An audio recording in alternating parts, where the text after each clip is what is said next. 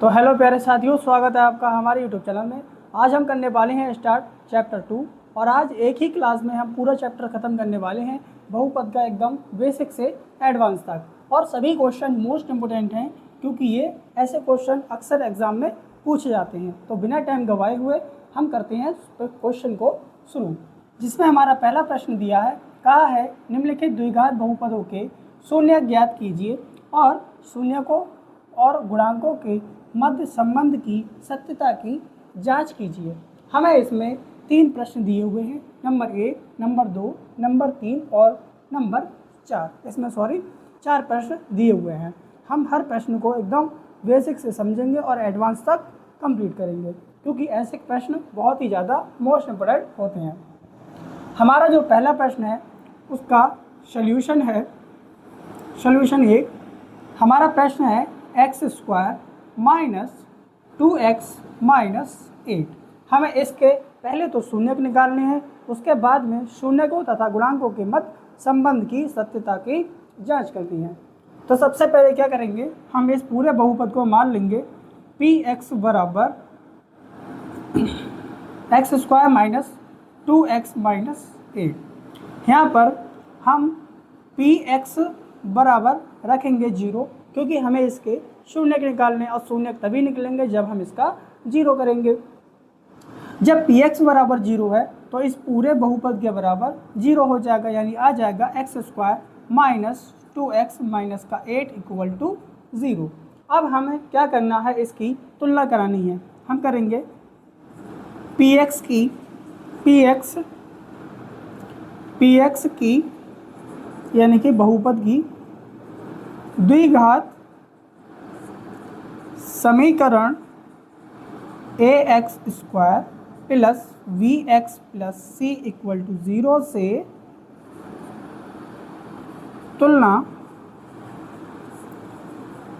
कराने पर हम यहाँ पर इसकी तुलना क्यों कराएंगे, क्योंकि हमें a, v और c के मान ज्ञात करनी है। इसलिए हमें इस पूरे बहुपद की px की तुलना करानी पड़ेगी ax² plus vx plus c equal to 0 और यह होती है द्विघात समीकरण।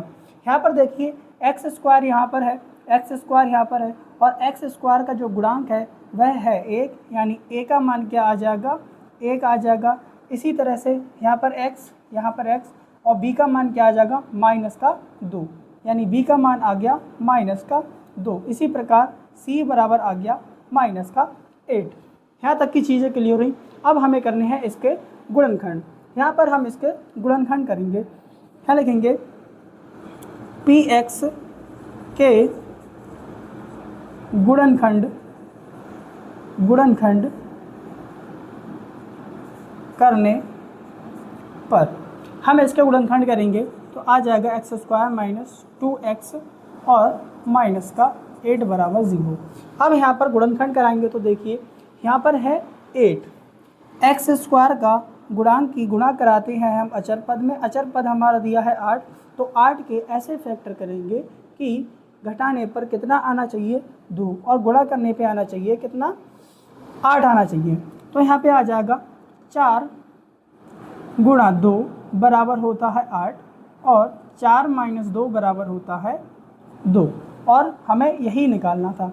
तो इसके जो गुणनखंड आ जाएंगे वह आ जाएंगे x² माइनस 2 की जगह पे हम लिख सकते हैं 4 माइनस 2। जब 2 के गुणा में x है तो इसके गुणा में भी x रहेगा और माइनस का 8 बराबर 0। हम x के गुणा कराएंगे अंदर, जब हम x गुणा अंदर कराएंगे तो आ जाएगा x² माइनस 2x और माइनस माइनस होता है प्लस, यानी कि प्लस का 2 नहीं होगा, यहाँ पर 4 होगा क्योंकि हमने क्या कराया है, x की गुणा 4 में कराइए तो माइनस माइनस हो जाएगा यहाँ पर प्लस। अब आ जाएगा x की गुणा होगी 2 में तो 2x और माइनस का 8 इक्वल टू 0। अब हमें करना है कॉमन, इसमें और इसमें कॉमन करेंगे। यहाँ पर हम छोटे पद को कॉमन करते हैं। यहाँ x² है तो x² को कॉमन नहीं करेंगे, हम करेंगे x को कॉमन। जब हम x को कॉमन करेंगे तो यहाँ पर 2x थे, एक बाहर आ गया, अंदर बचा 1 माइनस का 4। यहाँ पर आ जाएगा प्लस, क्योंकि प्लस चिन्ह है इसलिए प्लस भी कॉमन होगा। और यहाँ पर बड़े अंक को कॉमन नहीं लेंगे, हम लेंगे छोटे अंक को कॉमन, और ऐसा अंक लेते हैं जिसमें दोनों ही अचर पद या फिर चर पद हो। यहाँ पर 2 है, यहाँ पर 8 है, 2 के पहाड़े में 2 भी आता है और 8 भी आता है, तो हम 2 को कॉमन कर लेंगे। यहाँ बचेगा x प्लस माइनस हो जाएगा माइनस, और 2 चौक 8 बराबर 0। यहाँ पर हमें देखने को मिलेगा कि ये वाला पद और ये वाला पद यानी x-4 इधर भी है और x-4 इधर भी है। हम यहाँ पर x-4 को कॉमन ले लेंगे, और यहाँ पर जो बचा, इधर x बचा, इधर प्लस का 2 बचा, इसको भी लिख लेंगे। इनके बराबर 0 करेंगे तो हमें इन दोनों के बराबर ही अलग अलग 0 करना पड़ेगा। x-4 इक्वल टू 0, तो आ जाएगा x बराबर, ये माइनस का 4 उधर जाएगा तो प्लस का हो जाएगा, यानी एक शून्य हमें मिला x बराबर 4। इसी तरह से इसको करेंगे तो आ जाएगा x प्लस का 2 बराबर, x बराबर, यहाँ पे ये प्लस का 2 है, उस साइड जाएगा तो माइनस का 2, यानी कि एक शून्य हमें मिला x बराबर 4 और दूसरा मिला x बराबर माइनस का 2। यहाँ तक की बात क्लियर और एकदम समझ में आया होगा, और अगर लेक्चर अच्छा लग रहा है तो इसे लाइक करना ना भूलें। यहाँ पर हमने शून्यकों को ज्ञात कर लिया है। अब हमसे कहा है शून्यकों तथा गुणांकों के मध्य संबंध की सत्यता की जांच कीजिए। यहाँ पर हम लिखेंगे कि माना अल्फ़ा बराबर 4, जो पहला मान हमारा होता है या शून्यक होता है उसको मानते हैं अल्फ़ा, और बीटा बराबर जो दूसरा होता है उसको मानते हैं बीटा बराबर, यहाँ पर आ जाएगा 2। अब हमारे पास अल्फ़ा का भी मान है, बीटा का भी मान है, ए, बी और सी के भी मान है। हम यहाँ पर डायरेक्ट लगा देंगे फार्मूला 1, जो है शून्यकों का योगफल बराबर माइनस v अपॉन ए। यहाँ पर आ जाएगा शून्यकों का योगफल। शून्यक हमने ये वाले निकाले हैं, इनका योगफल आ जाएगा, और यहाँ पर x का गुणांक होता है और अपॉन में x² का गुणांक होता है। हिंदी मैंने इसलिए नहीं लिखी कि मैंने समझा दिया। अल्फ़ा प्लस बीटा, अल्फ़ा का मान हमारा दिया है 4 प्लस बीटा का मान दिया है माइनस का 2 बराबर माइनस v, यानी b का मान हमें कितना दिया है माइनस का 2। यहाँ फॉर्मूले में भी माइनस है और यहाँ पर भी माइनस है, तो माइनस माइनस हो जाएगा प्लस, और b की जगह पे आ जाएगा 2, और a का मान है हमारा 1, तो यहाँ पर 1 रख देंगे। यहाँ पर देखिए ये माइनस का चिन्ह ब्रैकेट के अंदर है, जब ब्रैकेट खोलेंगे तो इन चिन्हों की गुणा होगी, प्लस माइनस माइनस हो जाएगा, यहाँ पे आ जाएगा 4 माइनस 2 बराबर 2। 1 को नीचे लिखें या ना लिखें उससे कोई फ़र्क नहीं पड़ता है। यहाँ पर 4 में से 2 जाएगा, 2 बचेगा, वो बराबर में आ गया 2। यानी कि जो पहला संबंध है हमारा शून्यकों तथा गुणांकों के मध्य, वह हमारा एकदम सत्य निकला है, क्योंकि हमने यहाँ पर देखा कि यहाँ पर भी 2 आया और यहाँ पर भी 2 आया। अगला संबंध है हमारा संबंध नंबर 2, जिसमें है अल्फ़ा इंटू बीटा बराबर सी अपॉन ई। अल्फ़ा इंटू बीटा यानी कि शून्यकों का गुणनफल बराबर अचर पद बटे x² का गुणांक। यहाँ पर अल्फ़ा इंटू बीटा है, यानी कि शून्यकों का गुणनफल। पहला शून्यक 4, दूसरा शून्यक माइनस का 2, तो अल्फ़ा का मान आ गया 4 गुणा बीटा का मान आ गया माइनस का 2 बराबर सी, जो है सी का मान हमें दिया है माइनस का 8। यहाँ पे रख देंगे माइनस का 8 बटे ए का मान है 1। यहाँ पर ये माइनस प्लस माइनस हो जाएगा और 4 दूनी 8 आ जाएगा बराबर माइनस का 8। यहाँ पर भी हमने देखा कि जो दूसरा संबंध है हमारा वो भी एकदम सत्य है, क्योंकि दोनों मान हमारे समान आए हैं। ठीक इसी प्रकार हमारा जो सवाल नंबर 2 है, जिसमें कहा है 4x² माइनस 4s प्लस 1, इसका भी हमें इसी प्रकार से सल्यूशन करना है। तो बिना टाइम गवाए इसको भी करते हैं हल। अब करते हैं सवाल नंबर 2 को, जिसमें हमसे कहा है 4s² माइनस 4s प्लस 1। यहाँ पर इसको उतार लेते हैं। दिया है 4s² माइनस 4s प्लस 1। इसमें सबसे पहले हमें क्या करना है, यहाँ पे लिखेंगे माना px बराबर 4s² माइनस 4s प्लस 1। यहाँ पर रखेंगे हम px बराबर 0, क्योंकि हमें निकालने हैं शून्यक, तो हम जब तक इसके बराबर 0 नहीं रखेंगे तब तक हम शून्यक नहीं निकाल पाएंगे। प्लस 1 बराबर 0। अब यहाँ पर ये हमारी पूरी समीकरण बराबर के 0 के बराबर हो चुकी है। यहाँ पर हमें क्या करना है, वहीं से हमें क्या करना है, पी एक्स की तुलना A X square plus B X plus C equal to 0 से करने पर, यहाँ पर हम जब तुलना करेंगे जैसे हमने पिछले सवाल में तुलना करी है, सेम उसी प्रकार से यहाँ पे करना है। यहाँ पर a का मान आ जाएगा 4 और b का मान आ जाएगा -4, v बराबर -4 और c का मान आ जाएगा 1। अब यहाँ पर हम करते हैं गुणनखंड। यहाँ पर जब इसके गुणनखंड करेंगे तब हमें देखने को मिलेगा कि जो एस स्क्वायर है इसका जो गुणांक है 4 है, और जब इसकी गुणा हम अचर पद में कराएंगे यानी कि 1 में, तो आ जाएगा 4 एकम 4। यहाँ पर हमें 4 के ऐसे गुणनखंड करने हैं जो कि गुणा कराने पर तो 4 आ जाए लेकिन जोड़ने पर 4 आ जाए और गुणा कराने पर भी 4 आए। तो यहाँ पर हम देखेंगे, यहाँ पे आ जाएगा 2 गुणा 2 बराबर होता है 4, क्योंकि 2 दूनी 4, और 2 प्लस 2 बराबर आता है 4, यानी कि हमारे जो गुणनखंड है वह निकल के आए 2 प्लस 2। यहाँ पर इसको कर देंगे सॉल्व। यहाँ आ जाएगा 4s स्क्वायर माइनस इस 4 की जगह पे हम लिख सकते हैं 2 प्लस 2, 2 प्लस 2। जब यहाँ पे 4 के गुणा में s है तो इनके गुणा में भी s होगा और प्लस का 1 इक्वल टू 0। अंदर कराएंगे s स्क्वायर माइनस s की अंदर गुणा कराएंगे, यहाँ आ जाएगा 2s माइनस प्लस होता है माइनस 2s प्लस का 1 इक्वल टू 0। अब हमें करानी है, इनका कॉमन करना है यहाँ पर।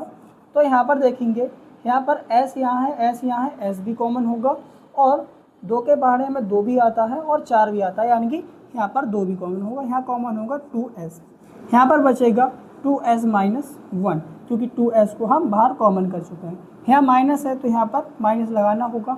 जहाँ कुछ कॉमन नहीं होता है वहाँ पर हम 1 कॉमन ले लेते हैं। और 1 क्यों लेते हैं, क्योंकि किसी संख्या किसी अचर पद की 1 से गुणा कराने पर वही पद वापस आ जाता है, इसलिए हम 1 से गुणा कराएंगे। जब 1 से गुणा कराएंगे तो यहाँ पर भी आ जाएगा 2s माइनस 1 इक्वल टू 0। सवाल को आगे करते हैं। यहाँ पर इस वाले पद में और इस वाले पद में देखते हैं, इसमें हम देखेंगे आएगा 2s minus 1 common, 2s minus 1 common आ जाएगा, और जो बाहर बचा है इधर 2s और -1 यहाँ भी बचा है, 2s माइनस 1 यहाँ भी बचा हुआ है बराबर के 0। तो हमें दोनों के बराबर 0 रखना है। यहाँ आ जाएगा 2s माइनस 1 इक्वल टू 0। यहाँ पर 2s बराबर, ये माइनस का 1 है, उधर जाएगा तो प्लस का 1 हो जाएगा, और s यहाँ पर 2s के गुणा में है और 2 भाग में चला जाएगा, यानी 1/2 इसका आ जाएगा। और जो दोनों सेम है तो इसका भी मान s बराबर कितना आ जाएगा, 1/2। यहाँ पर हमें दोनों शून्यक मिल चुके हैं और दोनों ही शून्यक हमारे एकदम सेम है। अब क्या करना है, हमें इसमें क्या करना है, शून्यकों और गुणांकों के मध्य संबंध की सत्यता की जांच करनी है। हमें क्या कहा था कि पहले वाले को मान लेंगे अल्फ़ा और दूसरे वाले को मान लेते हैं बीटा। हालांकि यहाँ पर हमने देखा कि जो दोनों शून्यक हैं वे हमारे सेम हैं। करते हैं आगे। पहला स्टेप हमारा शून्यकों का योगफल, यानी अल्फ़ा प्लस बीटा बराबर -v/a। यहाँ पर अल्फ़ा का मान हमें दिया है 1/2 प्लस, और बीटा का मान भी हमें दिया है 1/2 बराबर -v। यहाँ पर b का मान कितना दिया है, -4, माइनस फॉर्मूले में है तो माइनस और माइनस हो जाएगा प्लस, और b का मान 4 यानी प्लस का 4, और a का मान कितना दिया है, a का मान भी हमें दिया है 4, तो यहाँ पर आ जाएगा 4। यहाँ तक की चीज़ें क्लियर हैं। यहाँ पर देखेंगे कि दोनों ही कैसी संख्याएं हैं, परिमेय संख्याएं हैं, और बीच में प्लस चिन्ह लगा है, और हमें यहाँ पे लेना पड़ेगा एलसीएम। यहाँ पर एलसीएम आ जाएगा 2, और जब हर समान होते हैं तो ऊपर की संख्याएं जुड़ जाती हैं या फिर घट जाती हैं। 4 आ जाएगा 4, 1 और 1 होता है 2, 2/2 बराबर 4/4। 4 से 4 कट जाएगा, 2 से 2 कट जाएगा, 1 बराबर 1 आ जाएगा। हमने यहाँ पर देखा जो पहला संबंध है हमारा वह एकदम सत्य है, क्योंकि ये दोनों ही मान कैसे आए हैं, समान आए हैं, 1 बराबर 1 आया है। अगली कंडीशन क्या है, शून्यकों का गुणनफल, यानी अल्फ़ा इंटू बीटा बराबर सी upon A. Alpha into beta यानी शून्यकों का गुणनफल। अल्फ़ा का मान भी 1/2 है और बीटा का मान भी 1/2 है। सी का मान हमें दिया है 1, तो यहाँ पर आ जाएगा 1, और ए का मान हमें दिया है 4, यहाँ पर आ जाएगा 4। यहाँ पर गुणा है तो आमने सामने गुणा होगी, 1 की गुणा 1 में होगी 1 आ जाएगा, 2 की गुणा 2 में होगी तो 2 दूनी 4 आ जाएगा बराबर 1/4। ये मान भी हमारे दोनों सेम है। यहाँ पर यही हमको सिद्ध करना था। अगले जो सवाल है जिसमें हमसे कहा है t² माइनस 15, इसको भी करेंगे हल, क्योंकि ये भी हमारा सेम इसी प्रकार से होगा जैसे ये सवाल करे थे। करते हैं आप सवाल नंबर 3 को, जिसमें हमें दिया है सवाल नंबर 3 दिया है t² माइनस 15। यहाँ पर पहले हमारा वही काम रहेगा कि इसको मान लेंगे कि माना px बराबर t² माइनस 15। जब हम px बराबर रखेंगे 0 को तो ये जो पूरी समीकरण है यह बराबर हो जाएगी 0 के। अब यहाँ पर हमें देखने को मिल रहा है कि यहाँ पर एक तो है t² और दूसरा है माइनस का 15, और यहाँ पर हम देखें ध्यान से जो 15 है यह किसी भी संख्या का वर्ग नहीं है, तो यहाँ पर हम इसको सॉल्व कैसे करेंगे। जब ऐसी संख्या हमें कहीं पे मिलती है तो जैसे कि यहाँ पर 3 मिल जाए, 7 मिल जाए या फिर 11 मिल जाए, ऐसी संख्या के अंदर क्या करते हैं, हम जानते हैं कि अगर √2 है और इसकी गुणा √2 से कराते हैं तो यहाँ पर अंडर रूट, तो हम क्या कर सकते हैं, दोनों के ऊपर अंडर लगा सकते हैं। और जो अंडर का रूल होता है वह यह होता है कि उसके अंडर रूट के अंदर अगर कोई सेम संख्या है और उनके जोड़े बनने हैं तो उसमें से एक संख्या बाहर आ जाती है। यानी कि हम यहाँ पर कर सकते हैं t² है, यहाँ पर t² है तो यहाँ पर √15 का स्क्वायर कर सकते हैं। जब हम ऐसे 15 का स्क्वायर करेंगे √15 का तो इसकी गुणा होगी, √15 गुणा √15 तो बाहर आ जाएगा 15। यहाँ पर जब इसको सॉल्व करेंगे तो यही समीकरण वापस आ जाएगी। यहाँ पर हम देखेंगे जो ये फॉर्मूला बनना है a² माइनस v² बराबर a प्लस v और a माइनस v, यानी कि ये पूरा फॉर्मूला सेम इस तरीके से बनना है तो इसको हम इस रूप में लिख सकते हैं। तो यहाँ पे आ जाएगा t माइनस का √t माइनस √15 और t प्लस √15, एक बार घटा दिया एक बार जोड़ दिया, और यही हमारा फॉर्मूला था। हमें इनके बराबर 0 है तो इसके बराबर भी 0 रखना होगा। यहाँ पर जब हम t माइनस 15 के बराबर 0 रखेंगे तो आ जाएगा t बराबर 15 प्लस का आ जाएगा और दूसरा आ जाएगा t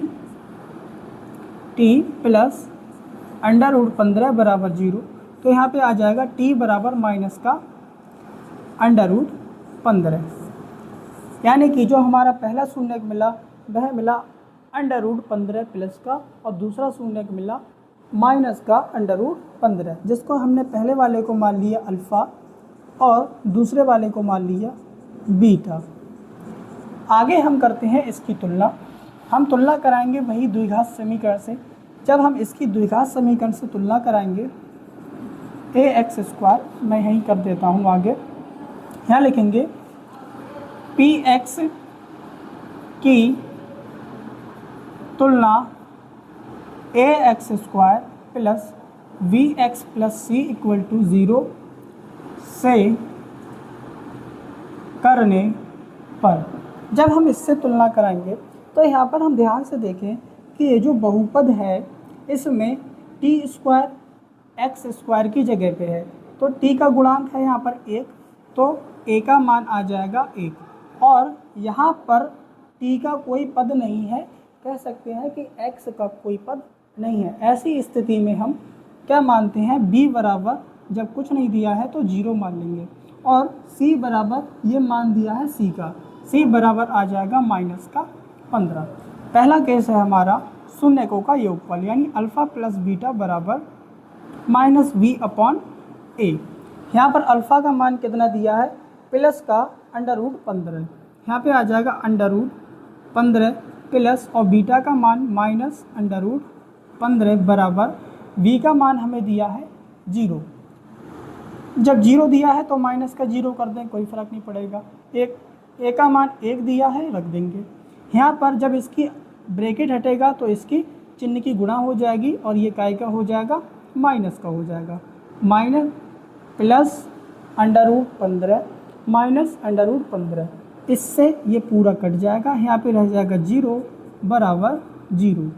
यानी जो पहली कंडीशन है वह हमारी एकदम सत्य हो गई, क्योंकि दोनों का मान 0 बराबर 0 आ गया है। अगली कंडीशन है हमारी शून्यकों का गुणनफल, यानी अल्फ़ा इंटू बीटा बराबर c अपॉन a। अल्फ़ा का मान क्या है, अंडर रूट 15 और गुणा में बीटा का मान है अंडर रूट 15, लेकिन ये माइनस का, बराबर c का मान हमें दिया है माइनस का 15 और a का मान दिया है 1। जब इनकी आपस में गुणा होगी तो अंडर रूट से अंडर रूट, यहाँ पर देखिए जैसे हमने यहाँ पे पहले बताया था कि अगर हम दोनों सेम संख्याओं की गुणा कराते हैं और दोनों अंडर रूट के अंदर होती हैं तो इनमें से केवल एक बाहर आ जाती है, क्योंकि अंडर रूट से अंडर रूट हट जाता है और यहाँ पर इन दोनों के ऊपर हम अंडर रूट लगा सकते हैं, इसलिए ये यहाँ पर 15 बाहर आ गया है। ये माइनस का चिन्ह है तो यहाँ पर माइनस का 15 आ जाएगा बराबर माइनस का 15।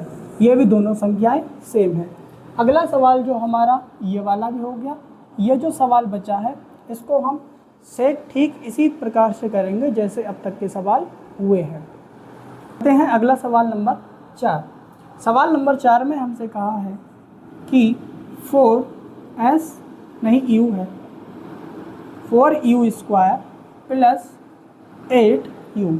हमसे कहा है इसके पहले तो शून्यक निकालने हैं, उसके बाद में इनकी सत्यता की जांच करनी है। तो सबसे पहले हम इसको करेंगे, यहाँ लिखेंगे माना px बराबर 4u स्क्वायर प्लस 8u। यहाँ पर रखेंगे px बराबर 0। जब px बराबर 0 रखेंगे तो पूरे बहुपद के बराबर 0 हो जाएगा, आ जाएगा 4u स्क्वायर प्लस 8u बराबर 0।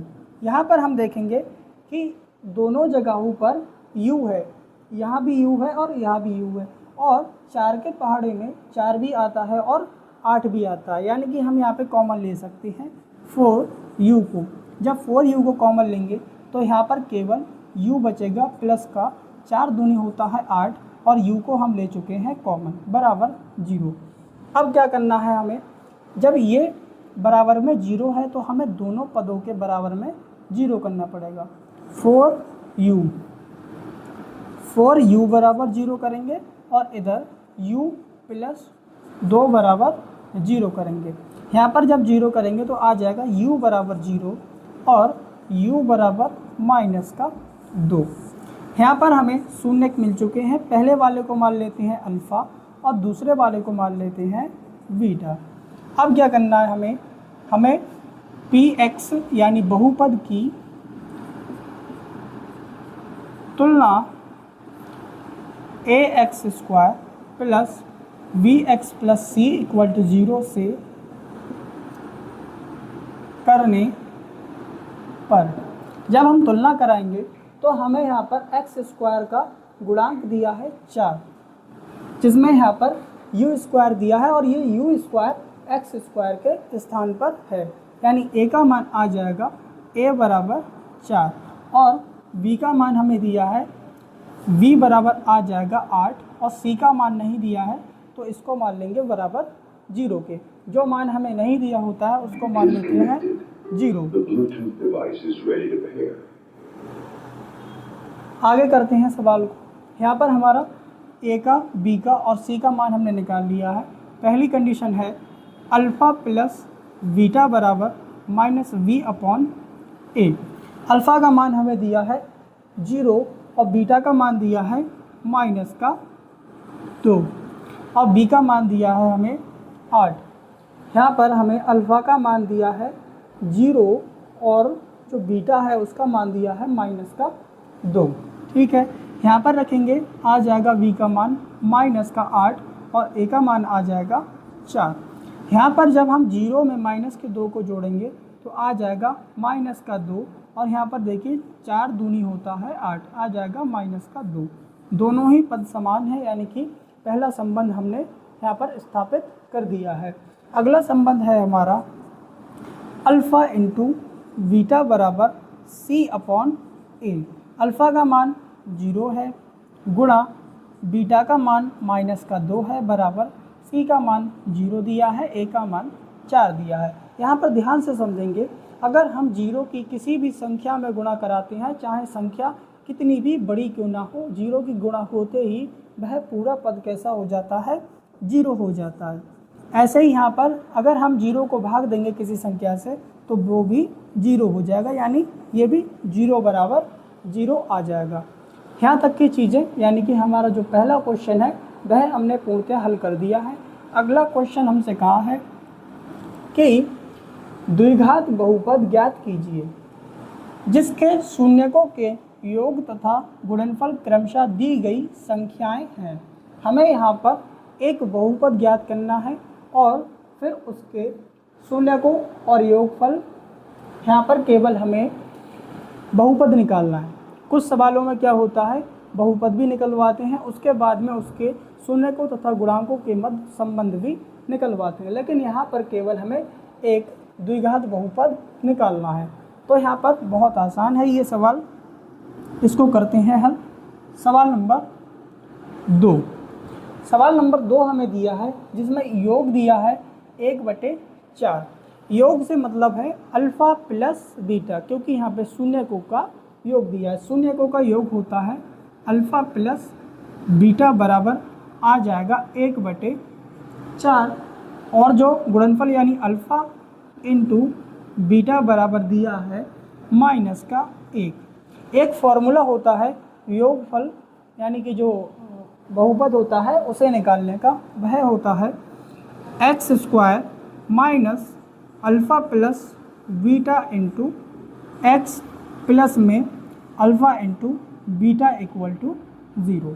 यह होता है बहुपद निकालने का एक फॉर्मूला। जैसे जैसे मान दिए हैं वैसे वैसे रख देंगे।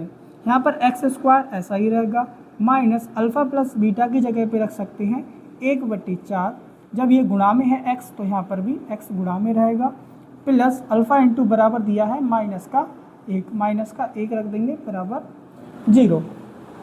यहाँ पर देखिए ये 1 है और यहाँ पर x है, यानी कि गुणा होगी इसके अंश में। यहाँ आ जाएगा x² माइनस x/4 प्लस, यहाँ पर जब ये ब्रैकेट हटेगा तो ये प्लस माइनस माइनस का 1 आ जाएगा और बराबर में 0।